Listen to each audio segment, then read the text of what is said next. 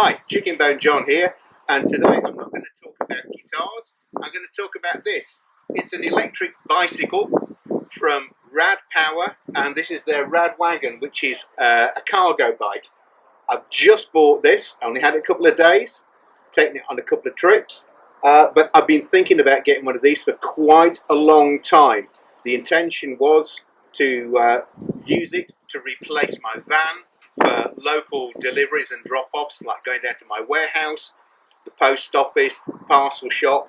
So I'll describe my initial impressions, my first riding impressions, and also it's my first e-bike, my first ever encounter with an electric bike. So I'll talk about that as well. Okay, let's have a look at it in a bit more details. As Doug DeMuro does, we'll talk about the quirks and features. Okay, as you can see, I've added a rack, which is a factory part, an extra, but I've also just bolted on a beer crate as my carrying basket. I've just taken the dividers out of there. Everybody in Europe seems to do that. It's got lugs already mounted on there, so I actually just screwed it on. So you can see it's pretty big. If you'll notice the distance from the down tube, from the seat to the pedals, the distance from that tube to the rear tyre, it's about 300 mil. On most bikes, the back wheel is almost touching that tube, so it's long there and it's long at the back. This thing's designed apparently to take, I think, 150 kilos payload. You know, that's 2 people, which is quite a lot. And as you can see, it's set up with a board on the back rack and running boards, so you can actually lash stuff to that back, sit somebody on it. It's sat there on its own built-in stand. I'll just go through the various bits and pieces and point them out. Okay, it's got quite a lot of features on it.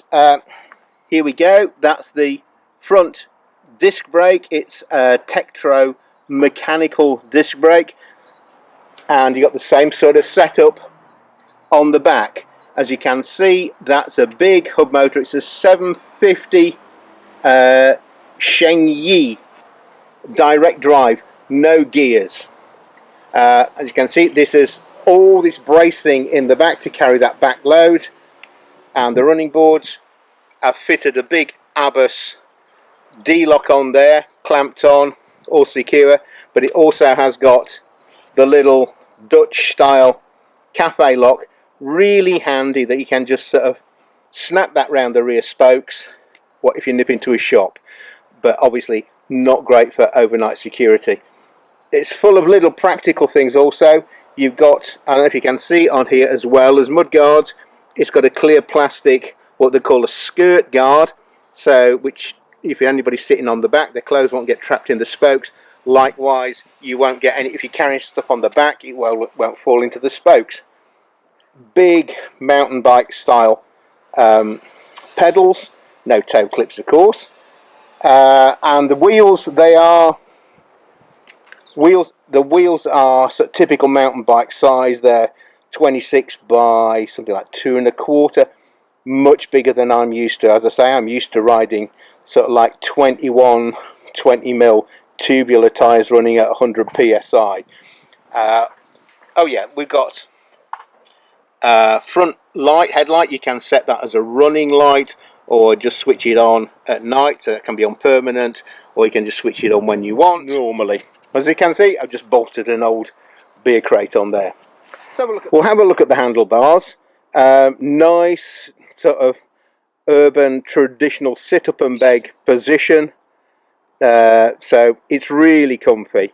You've got obviously left and rear brakes, and then you've got a 7-speed selector on the one side. It's just a single chainring with a Shimano, I think it's Altus index gear shift. Just under here, the button that you see, the little black button there, that switches the throttle on and off, and you've got this half twist grip throttle. Now that overrides any settings you've got on, so if you twist that, it'll give you maximum power at any time. You've got the that's your control panel, tells you what power you're putting in, how much power assistance and so forth. And on the left, obviously you've got the other brake with a little bell built into it, very nifty. and that's your main controller mode, so it switches it on, and the up and down arrows just go up or down for the power. It's got 5 different power settings, power assistance settings. I've been riding it between 3 and 5 to go some serious hills. As I say, you got this stand which you can adjust for angle, and then you can tilt the handlebars. It's a little bit limited, but it suits me. Decent saddle, plenty of padding on it. I don't know if I got the position right, but it's ages since I've ridden a bike, so I'm still getting used to it. So you got the quick release on that, very easy to change the height on that. And that's your gear. That's your derailleur set down the bottom, and round the back we have another light, space to put a license plate. Apparently you do have to license these in some countries, and also, as well as the rear running light, it works as a brake light, so when you pull the brake levers, that brake light comes on. Pretty nifty. Okay, this is my first experience with an e-bike, and you might be interested to find out what I thought of it.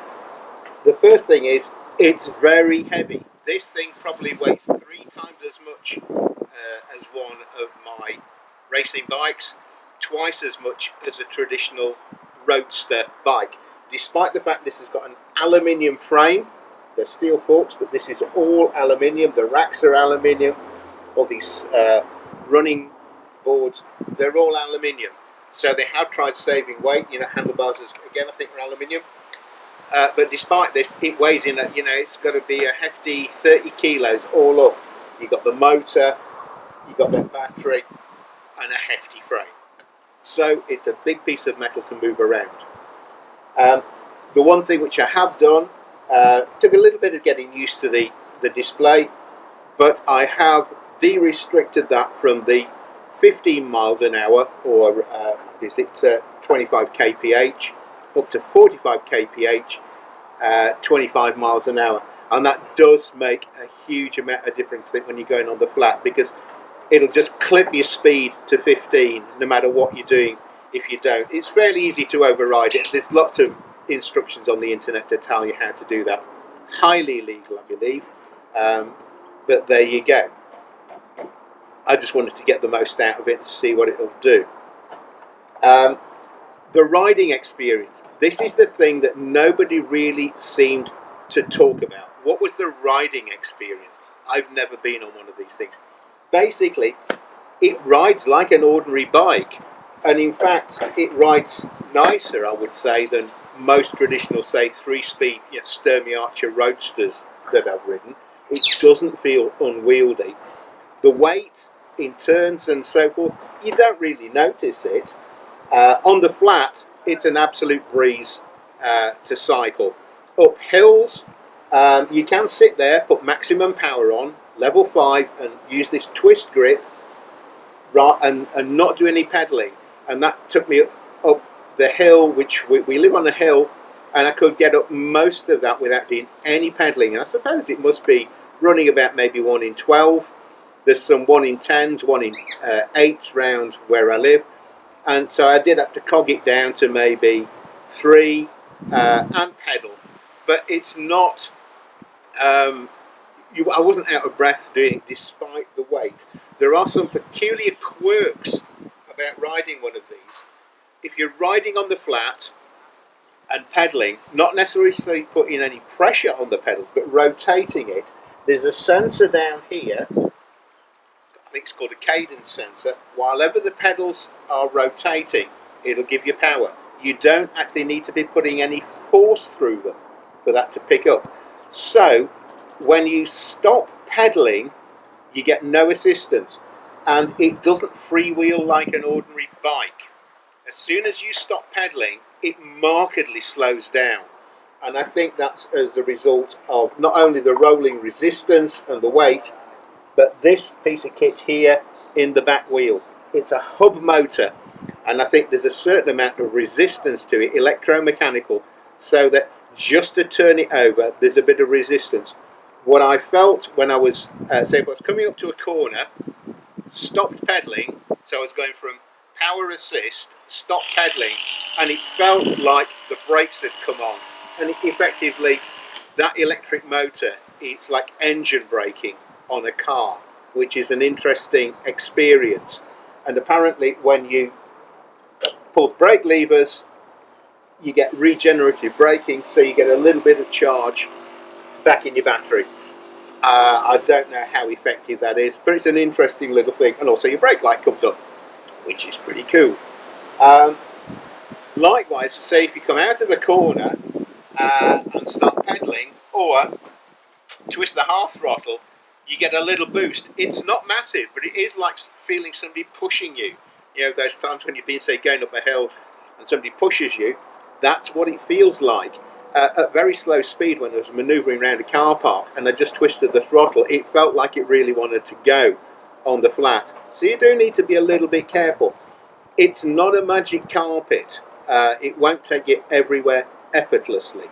I think if you're on the flat, this will mean you can put in hardly any effort at all. If you live somewhere hilly, like we do, you do need to put in a little bit of effort. But I've been out a few times. A couple of times today I went to our off-site warehouse, and that's about a 7-mile round trip, 3.5 miles out, 3.5 miles back, and it is not flat. It's rolling through Birmingham, up and down. Some of that is on, they're not full dual carriageways, they're not 40 mile an hour, but you've got those split roads, split carriageway roads, and a fair bit of up and down.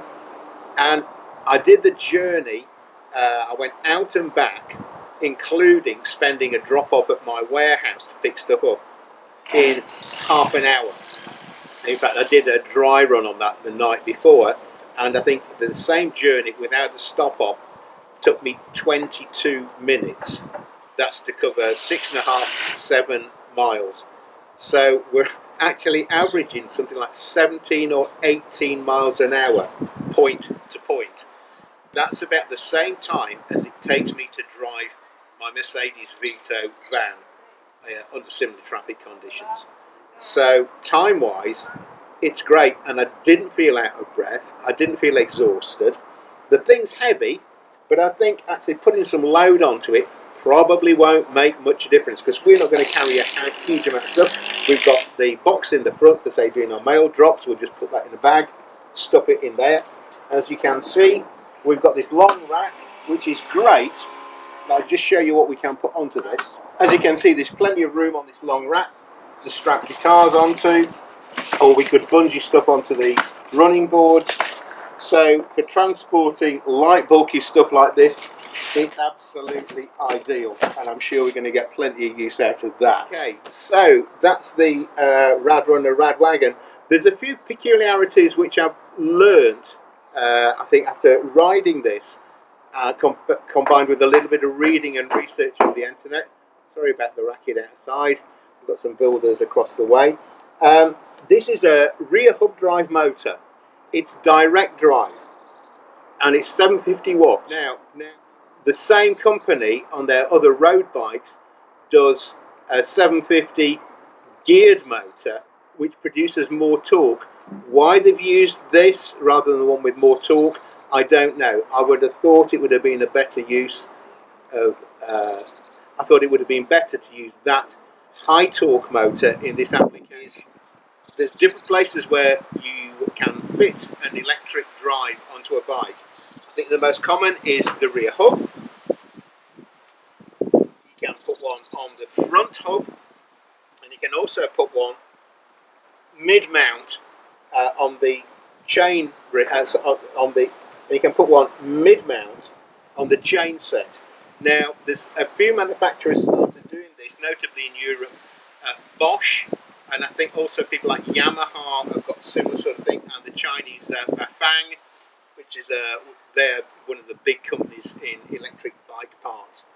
The advantage of having a mid-mount drive is whatever resistance you get here, you can use your rear gears to that advantage. So that's what you don't get with this. You can pedal and use your derailleurs to cog down, but the electric motor is still only going to drive the back wheel. I think with a mid-mount drive, whatever's happening here, you can use the gearing to your best advantage and get more torque out of it. Having said that, let's talk about price. These things are not cheap. You're looking at about £1,400, €1,500, and that's after a couple of €100 discount that they're running at the moment. So typically, you know, be roughly the same in US dollars. You can get electric bikes, but much less than half that. But I looked at various offerings. The one in the Rad Power Bikes range that took my interest immediately when I first got into this was their Rad Runner. It's small wheel, I think they're about 20, they're smaller than this, and it got a very low step-through frame, short, built-in rack, and they did it in black or sort of olive green. It looked very, very cool. It wasn't much lighter than this though, that's the surprising thing. These things are heavy. Even the fanciest ones like the American vintage electric, I think they're even heavier than this despite having a custom aluminium frame. And they are about $5,000, you know, in the UK and Europe, they're going to be £5,000 or €5,000. You could get a good motorcycle for that. That's another matter. Anyway, the Rad Runner was very appealing until I looked at the spec, because I saw a great review in America, and then looking at it thinking, oh, it's 750 watt motor, great, single gear. Now for me, even with that assistance, I was thinking that's no good, because we've got some stiff hills here and I'm going to want to cog it down, especially if I've got a load on here. And then when I looked at the Euro spec version, it's only available as a 250 watt, which is the maximum legal allowance in the UK and generally speaking in the EU. They've brought out a new one, the Rad Runner Plus. It's the same thing, tripped up with some nice accessories and a 7-speed derailleur, but it's still only got the 250 watt motor, which I think is a bit of a shame. This is a bit of a strange one. If we talk about the legalities, it's 750 watts. That's what it's rated at. So ordinary electric bikes are supposed to be 250 watts with a maximum speed of 15 kilometers. Sorry, there's supposed to be 250 watts, maximum speed of 15 miles an hour, which I think is 25 kph.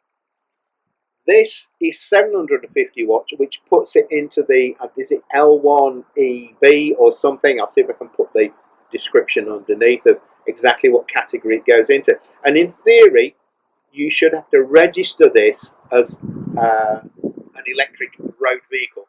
Now, I've looked into this many times, and people have tried registering these things with the DVLA and actually had the papers sent back saying we don't need to do it.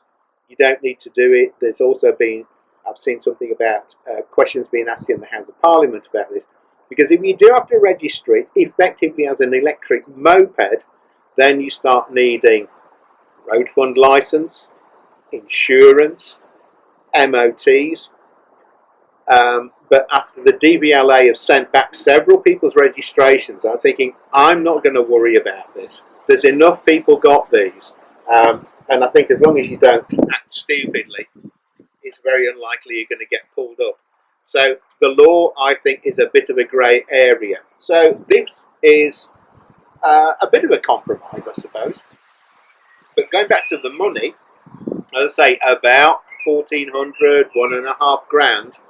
The competitors seem to be colossally more expensive. If you want a cargo bike, there's a lovely one, it's called a Turn, and it's got smaller wheels, similar sort of long wheelbase thing, and it's got a mid-mount Bosch motor, but I think it's only a 250 again. It's more efficient, and I suspect the performance may not be that different from this, despite this nominally having 3 times as much power. But having the centre drive makes it that much more efficient. And the Bosch is a well-known package that lots of manufacturers are fitting to bikes. Quite expensive. So it's not 1,500. It's not 2,000. It's not 2.5. It's not 3. It's not 3.5. It's £4,000. And it seems to do exactly the same job as this. Yeah, everything will be more nicely built, but it's not built in Europe. It's built, I believe, it's either Korean or Taiwanese. It looks beautiful and it's really well thought out, but there's no way is it worth 3 times the price of this. There's also some German ones, I think Reese and Muller. Again, these are £5,000, €5,000. That's more than I've spent on most of my motor cars. You know, I've had Italian sports cars that have cost less than that. And my current vehicle, the Mercedes Vito, didn't cost me much more than that. Or second hand, of course. So this is a compromise, but for the money, it seemed to be the best deal. So we'll see how we get on with it. I hope that's been useful. If you've been thinking about getting into e-bikes, there's lots of stuff out on the internet, lots of reviews. So I'd watch those and do watch the legality of the situation, because there's lots of stuff also on eBay. There's some great retro looking things with the fat tyres, some which are perfectly legal, the 250 watt ones. I think there's some very nice German cruiser ones. I've forgotten the name of those. But there are some also available, I think they're purported to be 1,000 watts, and they will be illegal. They won't be Euro certified. They look like a Harley Davidson without an engine, and I think you probably would attract yourself a lot of attention. Also, you know, if you're driving them on the pavement or driving them a little bit rashly, you might get pulled. As I say, I don't know if things are going to change legally. These things go awfully slow, and also in the UK, because there's the parting of the ways, so we'll no longer be following European guidelines exactly. We may use them as a profile for our own legislation. Whether we'll change, I don't know. My feeling is, because we are going to be going it alone, there won't be the same impetus that might be coming from people. There might not be the same impetus from countries like Germany, Denmark, Holland, the big sort of day-to-day cycle commute, working use of the bicycle, which is prevalent in all those countries. I think there'll probably be a drive there, perhaps to have different legislation, and of course it'll all harmonise. What happens in the UK, I don't know. Okay, I hope that's been useful. We may come back with another report to see how we get on with it, if we add a few bits and pieces, have any problems, or whatever. Okay, bye for now, and thanks for watching.